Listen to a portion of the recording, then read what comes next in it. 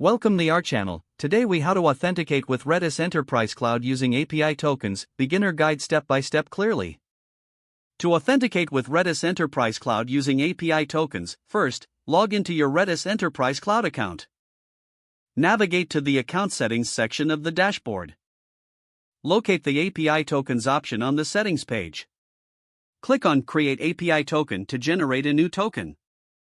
Provide a descriptive name for your token to help identify its purpose.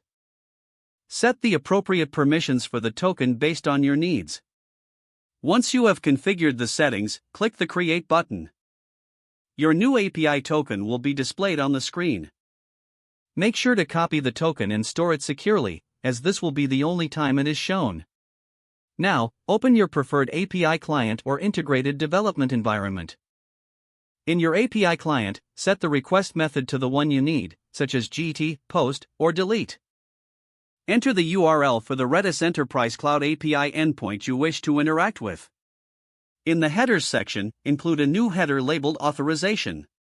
Set the value of the authorization header to bearer followed by a space. Now, you are ready to make your API request. Send the request and monitor the response for validation. If the response status is successful, your authentication was successful. If you encounter any issues, double-check your API token and its associated permissions. With these steps, you have successfully authenticated with Redis Enterprise Cloud using API tokens. This method allows you to interact with Redis services programmatically and securely. If the page does not load, refresh the browser or try again in a private or incognito window. Make sure you are using the correct email address, then retype it carefully to avoid small typos. If your password is not accepted, use the reset option and create a new strong password. You can check your spam folder for verification or security emails, then complete any requested confirmation steps. Enable two-factor authentication if available to improve account security and reduce unauthorized access risk.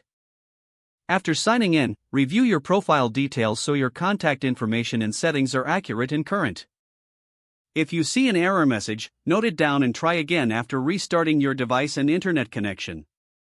Log out when you finish, especially on shared devices, to keep your account and payment information secure.